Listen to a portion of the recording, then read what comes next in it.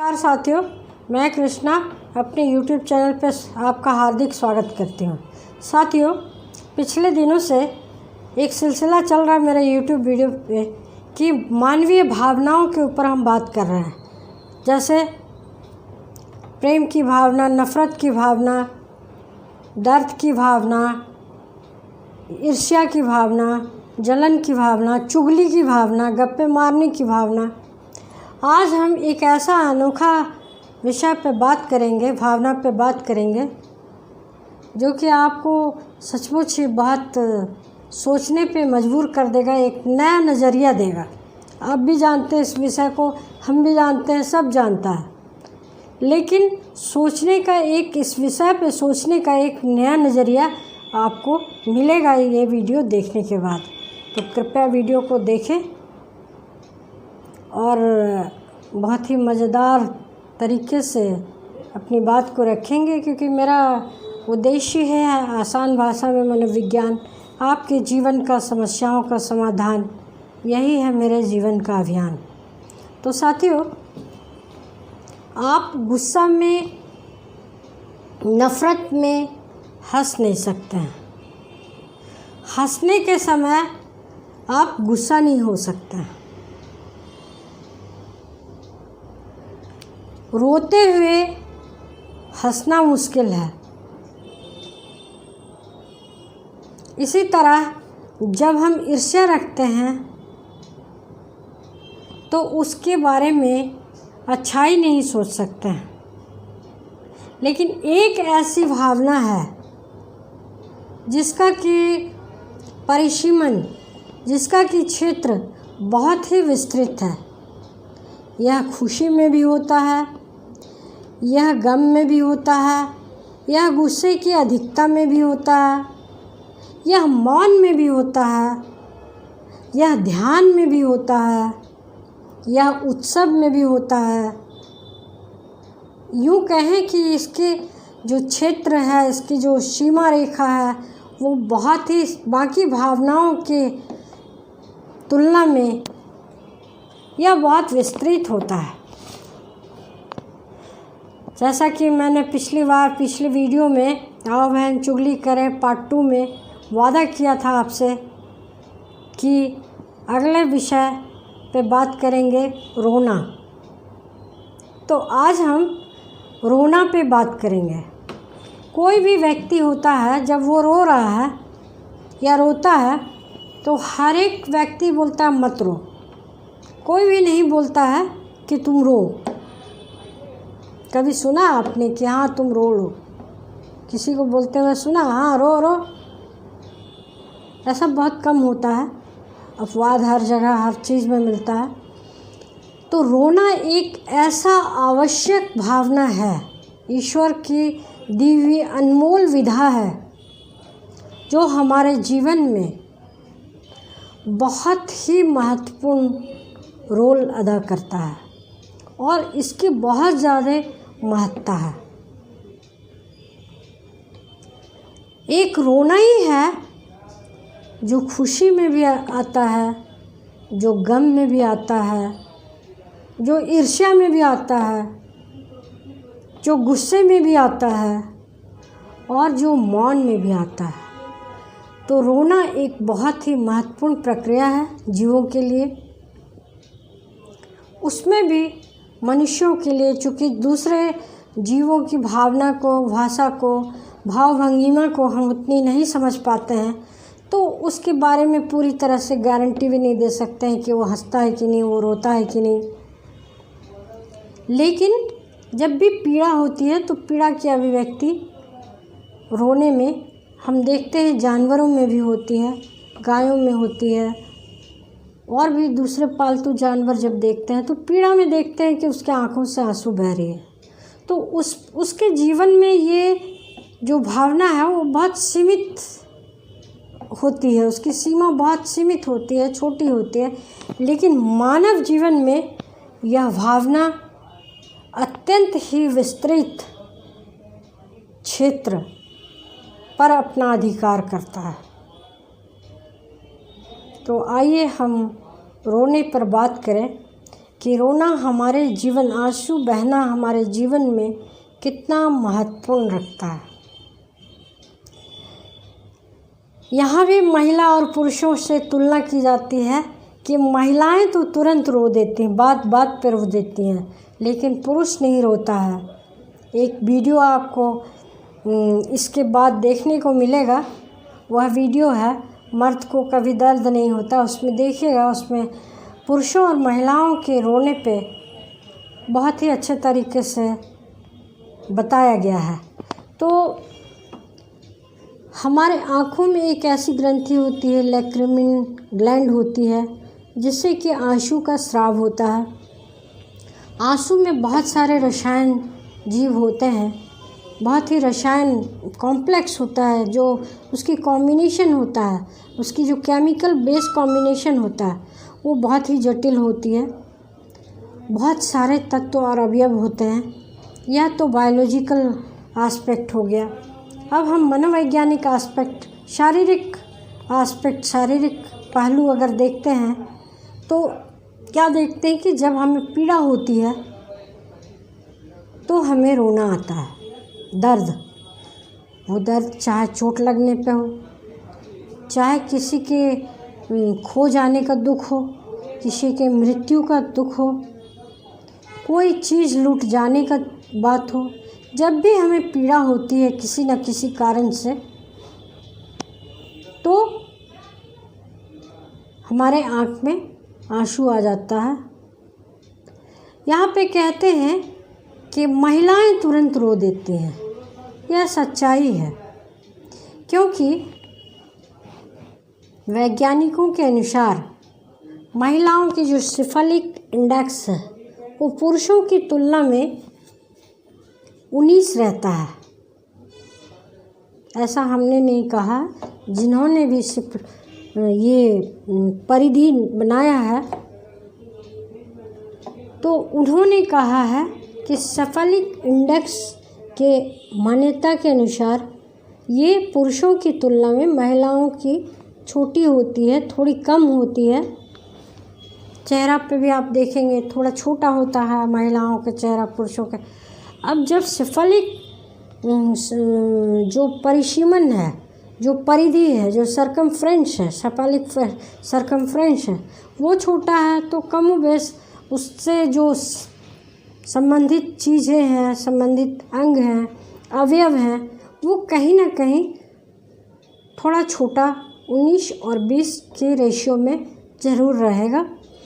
तो उसी तरह लैक्रिमिनल ग्लैंड जो होता है, जो आंसू की ग्रंथि होती है, उसकी जो नलिका की लंबाई होती है, लेंथ होती है, वैज्ञानिकों का ऐसा मानना है, भौतिक वैज्ञानिकों का, जैविक जो शारीरिक विज्ञान के ऊपर लिखते हैं, उनका कहना है कि वो जो नली होती है, अश्रु नली, उसकी लेंथ जो होती है वो पुरुषों के मुकाबले थोड़ी सी कुछ माइक्रो मिलीमीटर या उससे भी कम छोटी, यानी 19-20 का रेशियो होता है, थोड़ी छोटी होती है।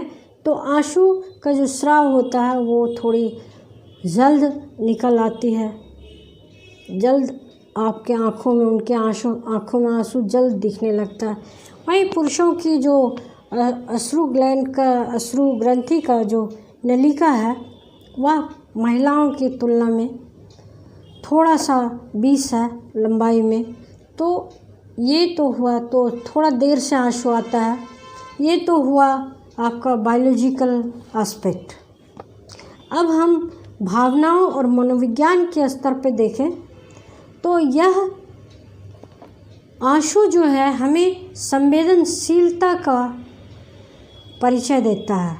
मनुष्य कितना संवेदनशील हो सकता है, और चूँकि महिलाएं भावना प्रधान होती हैं, या महिलाओं को शुरू से भावना प्रधान बनाया जाता है, तो महिलाएं बहुत आंसू बहाती हैं, उनकी सीक्रेशन थोड़ी ज़्यादा होती है।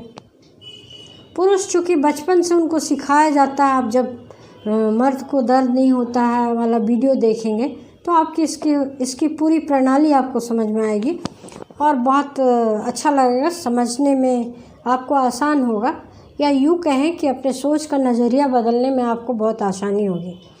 तो आंसू जो होते हैं वो संवेदनशीलता का निशानी है। जो जितने भावुक होते हैं, भावना प्रधान होते हैं, जो जितने संवेदनशील होते हैं, उनको उतनी ही जल्दी आंसू आ जाती है। तो अब आंसू एक ऐसा चीज़ है, एक ऐसा प्रक्रिया है आंसू बहना, कि कोई भी रोते हुए व्यक्ति को पसंद नहीं करता है। हर आदमी बोलता है अरे चुप हो जा यार, चाहे वो प्यार से बोले या गुस्से से बोले, क्या ड्रामा कर रहे हो। खास करके पति पत्नी में ऐसा, क्या ड्रामा कर रही हो, रो के दिखा रही हो, या सास बोलती है। तो इस तरह से रोते हुए को कोई पसंद नहीं करता। फिर भी रोना मानव जीवन के लिए एक महत्वपूर्ण प्रक्रिया है, जो कि उसकी भावनाओं को दर्शाता है और उसे भावनाशील बनाने में अपना मुख्य भूमिका अदा करता है। आंसू ही एक ऐसा चीज़ है, एक ऐसी प्रक्रिया है, एक ऐसी आंसू बहना एक ऐसी प्रक्रिया है जिसे कि आप बहुत खुशी होती तब भी आंखों में आंसू छलक आता है। बच्चे पास हो गए फर्स्ट डिवीज़न से, माँ की आंखों में आंसू आ गया। बच्चों की नौकरी लग गई, माँ के आंखों में आंसू आ गया। बच्चे ने पैर छू लिया, माँ के आंखों में आंसू आ गई। तो ये जो प्रक्रिया होती है वो तो कहते हैं ये खुशी के आंसू। अरे भाई मत रो, अरे क्यों रो रहे हो, बच्चा तरक्की किया, नहीं, ये खुशी का आंसू है। इवन जब ईर्ष्या होता है तब भी आंसू आता है। ईर्ष्या क्यों होता है कि जब हम किसी सामने वाले व्यक्ति के कंपेयर नहीं कर सकते हैं, हारा हुआ महसूस करते हैं, तो हम उससे एक नेगेटिव फीलिंग पाल लेते हैं और वो ईर्ष्या कहलाता है, जेलस कहलाता है। तो जब हम हार जाते हैं तो उस दौरान हमें खीज, चिढ़ और जेलस की वजह से भी हार जाने का फीलिंग होता है और हमारी आँख में कई दफ़े आंसू आ जाता है और हम रोने लगते हैं। बहुत ज़्यादा गुस्सा होने से भी, खास करके महिलाओं में देखिएगा, जब झगड़ा होता है रोते जाएंगे, झगड़ते जाएंगे, रोते जाएंगे, झगड़ते जाएंगे, तो गुस्से में भी आंसू आता है। तो ये एक बहुत ही जटिल प्रक्रिया है मानव जीवन का, जो कि बहुत बड़े क्षेत्र को, मानव जीवन के बड़े क्षेत्र को प्रभावित करता है। और आंसू बायोलॉजिकली हमारे आँख के लिए भी बहुत अच्छा होता है। अभी आप सुनते होंगे ड्राई आइज़ का समस्या, खास करके बच्चों में स्क्रीनिंग टाइम जो है उनकी बहुत ज़्यादा हो गई। तो पहले क्या होता था कि हमारे ज़माने में तो बच्चों को 2 बार पीटा जाता था। एक बार तो सज़ा देने के चलते और दूसरे बार चुप कराने के लिए भी उनको पीटा जाता था। अरे अभी तक रो रहा है, 2 धमाका और मिल गया। तो बच्चे रोते रहते थे, नाक बहता था, रोते रहते थे, मतलब all the secretion was started. तो क्या होता था कि उनकी आँखें भी मॉइस्ट रहती थी। ये सच्चाई है, उनकी आँखें भी मॉइस्ट रहती थी, चमकीली होती थी। अभी बच्चे रोना भी भूल गए, बच्चे भी रोना भूलते जा रहे हैं, क्योंकि उनके पास रोने के लिए टाइम ही नहीं है। स्क्रीनिंग टाइम उनकी इतनी बढ़ गई, संवेदना भावना इतनी कम हो गई। अगर शहर में है तो माता पिता अगर दोनों वर्किंग है तो उसमें समय ही नहीं रहता है कि वो अपना भावना को व्यक्त करे, अपने नखरे दिखाए, रोना चिल्लाना करे। वो क्या करता है कि वो ये मोबाइल लेके बैठ जाता है। तो उसको लगता है अरे वाह, ये तो बड़ा काम का चीज़ है, सारे समस्याओं का समाधान हो गया, ना हमको मम्मी चाहिए ना डैडी चाहिए, मुझे तो मोबाइल चाहिए। तो इस प्रकार से आंसू की कमी या रोने की प्रक्रिया की कमी जब हो जाती है तो आई ड्राइनेस होता है, आँखों का सूखापन उभरने लगता है। इसीलिए आप देखेंगे कि महिलाओं की आँख की तुलना में पुरुषों का आँख का कलर थोड़ा ज़्यादा ही धुंधला, मटेला, पीलापन लिए होता है, जबकि महिलाओं की आँखें बहुत लंबी उम्र तक सफ़ेद और चमकीली अनुपातिक तौर पे पाया जाता है, क्योंकि वो बार बार किसी न किसी छोटी छोटी बात पे उनको आंसू आ जाता है। एक शब्द आता है हिंदी में, थोड़ी कॉम्प्लिकेटेड नहीं समझ पाएंगे सभी लोग, लेकिन हिंदी की एक विशुद्ध हिंदी की एक शब्द है गलद अश्रु, जिसे कहते हैं पलक पे आंसू बहना। मतलब थोड़ा सा बात हो, गांव घर में हम लोग बोलते हैं रोनी देवी, है ना, थोड़ा सा बात हो कंदनी बोलते हैं, रोनी बोलते हैं, तो रुदाली बोलते हैं।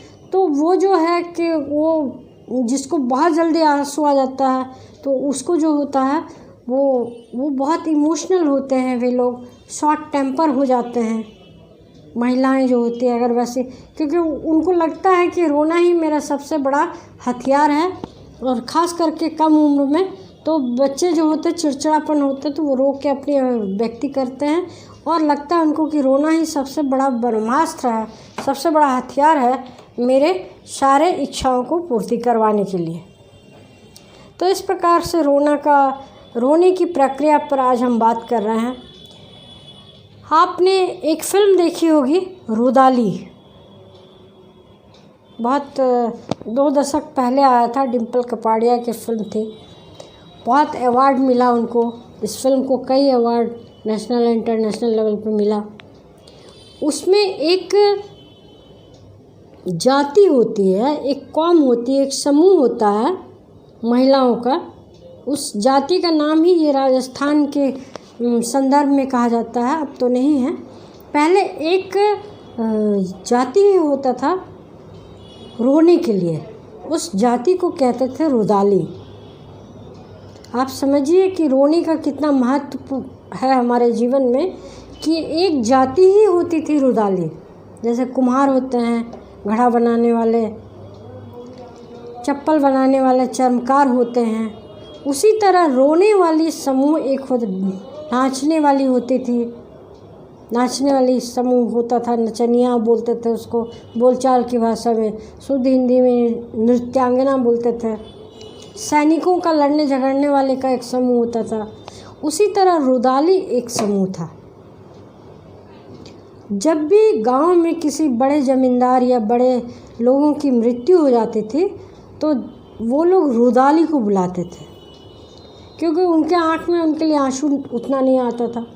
और रुदालियाँ आके महिलाएं होती थी और मुख को कवर करके और ज़ोर ज़ोर से छाती पीट पीट के रोती थी, और जिसके श्राद्ध में, जिसके मृत्यु पे जितनी रुदाली आई उनका उतना बड़ा स्टेटस और फोकस होता था उस समाज में। तो रोने की इतनी महत्व है हमारे जीवन में कि देखिए एक समूह तक निर्धारित कर दिया समय और ज़रूरत के मुताबिक। क्यों? क्योंकि उस समय युद्ध में इतने लोग मारे जाते थे, यात्राएं कठिन होती थी, यात्रा से लोग लौट के नहीं आ पाते थे, जीवन कठिन था।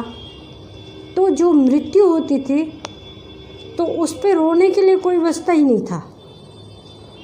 पुरुषों पे ज़्यादा ये संकट आती थी, पुरुषों की मृत्यु ज़्यादा होती थी, क्योंकि वो ज़्यादा एक्सपोज थे, लड़ना पड़ता था, काम के सिलसिले में बाहर जाना पड़ता था, कठिन यात्राएं करनी पड़ती थी। तो ऐसे में क्या होता था कि उनकी मृत्यु ज़्यादा होती थी और महिलाएं रहती थी तो वो रोती थी, तो बाकी बचे हुए पुरुषों का ईगो बहुत सेटिस्फाइड, बड़ा आत्मसंतुष्टि होता था कि हमारे फादर के मरने पे या हमारे चाचा की मृत्यु पे इतने लोग रोएं। तो ये था रुदाली का कॉन्सेप्ट, और ये इस तरह से रोने के लिए एक समूह का भी निर्धारण किया गया। तो इसी बात से आप समझ सकते हैं कि रोना हमारे जीवन की कितनी महत्वपूर्ण प्रक्रिया है, और आंसू हमारे ईश्वर की बनाई हुई कितनी अनमोल भेंट है हमारे जीवन में। इस बात को आप ज़रूर समझिए, और अब जब कोई रोए तो थोड़ा देर उसको रोता हुआ छोड़ के तब मनाइए, क्योंकि अगर जिसको मनाने वाला नहीं रहता है उसका रोना अपने आप बंद हो जाता है। टापू पे फंस जाते हैं कभी कभी कोई यात्री, आप देखे होंगे टीवी में, जहाज़ एक्सीडेंट हुआ या किसी कारण पे टापू पे फंस गए तो क्या होता है, बच्चे भी आप देखे होंगे घरों में भी गिरते हैं, माँ बाप देख लिया तो और ज़ोर से चिल्लाते हैं, क्योंकि उनको पता है कि मम्मी अभी आएगी, गोदी उठाएगी, थोड़ा और रोएंगे तो चॉकलेट मिलेगा। मगर जिनको रोने चुप कराने वाला कोई नहीं है, उन बच्चों के, उन व्यक्तियों के आंसू भी सूख जाते हैं। एक द्वीप पे फंसा हुआ व्यक्ति पहले तो रोता है, विवश होता है, लेकिन एक समय के बाद उसकी रोना बंद हो जाता है, उसका रोना बंद हो जाता है और फिर वो अपने समाधान की ओर तत्पर होता है। उसी तरह बच्चों में देखिएगा कि बच्चा, अगर छोटा बच्चा गिर गया तो क्या होता है, वो पहले अपने आसपास को निरीक्षण करता है कि कौन कौन हमको देख रहा है। अगर कोई नहीं देख रहा तो फट से उठ के अपना कपड़ा वपड़ा झाड़ के फिर से ठीक हो जाता है। मगर अगर देख लिया कि मम्मी देख रही, दादी देख रही, पापा देख रहा है, या उसके कोई शुभचिंतक, करीबी रिश्तेदार, बड़े भाई बहन देख लिया, तो वो रोना शुरू करता है। और जैसे ही देखता है कि उसके रोने से मम्मी दौड़े आ रही है तो वो पूरे जी जान से रोता है। यह उसकी मानसिक प्रक्रिया का एक हिस्सा है और यह उसके मानसिक विकास के लिए ज़रूरी है, उसे भावनात्मक बनाते हैं। इसीलिए मैं बार बार कहती हूँ कि ईश्वर की सृष्टि में कुछ भी बेकार नहीं होता, कुछ भी नहीं। इवन नाली के कीड़े भी बेकार नहीं होते, क्योंकि उनकी जन्म ही इसलिए होती है कि वो सारे कीचड़ को खा के फिर मर जाए और कीचड़ में ही समा जाए। कहने का मतलब है कि ईश्वर की सृष्टि में कुछ भी व्यर्थ नहीं होता है, कुछ भी बेकार नहीं होता है। अपनी अपनी नज़रिया है, उपयोगिता के अनुसार हम कुछ चीज़ों को बेकार बना देते हैं, नकारात्मक बना देते हैं, लेकिन कुछ लोगों के लिए, कुछ जंतुओं के लिए, कुछ परिस्थितियों के लिए वही चीज़ जो है सकारात्मक होती है। तो आंसू भी हमारे जीवन में बहुत महत्व रखते हैं और रोने की प्रक्रिया जो है हमारे जीवन को भावनाओं से लवरेज कर देता है, हमें और संवेदनशील बना देता है और इसी प्रक्रिया से हम नर से नारायण बनते हैं, भावना प्रधानता की वजह से ही। क्योंकि आपने सुना होगा कि मनुष्यों ने यहाँ जानवर तक के लिए हॉस्पिटल खोल दिया, अजगर का भी इलाज होता है, सांप का रेस्क्यू कौन करता है? मनुष्य करता है। लेकिन दुनिया में कोई भी जीव या सारे जीव मिल के भी मनुष्य के लिए एक हॉस्पिटल नहीं बना सकता है। तो मनुष्य ऐसा कैसे कर सकता है? क्योंकि वो भावना प्रधान होता है, वो भावनाशील होता है और जो जितना भावुक होता है उनके उतने आंसू निकल आते हैं। तो आज से रोने वाले का मजाक मत उड़ाइएगा, सम्मान कीजिएगा और थोड़ा सा नज़रअंदाज करके थोड़ा उनको रोने का मौका दीजिएगा या उनको सहारा दे के उनको और रुलाइएगा, ताकि अंदर से जो उनकी पीड़ा है, जो रोते हैं, आपने सिनेमा में देखा होगा, फिल्मों में देखा होगा कि ऐसा आघात लगा कि पति की मृत्यु हो गई या जवान बेटे की मृत्यु हो गई तो वो महिला रोना ही भूल जाती है। फिर डॉक्टर और सारे समाज के लोग प्रयास करके उसको रुलाते हैं। तो रोना इतनी महत्वपूर्ण प्रक्रिया है क्योंकि वो उसकी भावनाएं मर जाती हैं, उनकी भावनाएं शून्य हो जाती है। ऐसे में उसको प्रयासपूर्वक रुलाया जाता है। मनोचिकित्सक के पास जाते हैं, ट्रॉमा हीलर के पास जाते हैं, लोग बाग उनके आसपास आते हैं, उनको याद दिलाते हैं कि तुम रो, तुम रो, तुम रो। आपने कई फिल्मों में देखा होगा, आजकल तो थोड़ा कम हो गया, पहले ये बहुत ज़्यादा ये फिल्मों में रहता था।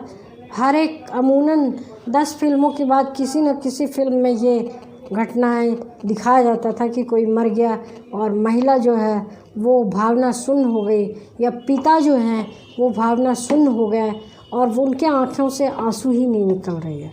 तो फिर उनको प्रयास बस रुलाया जाता था। तो रोना हमारे जीवन में एक महत्वपूर्ण प्रक्रिया है।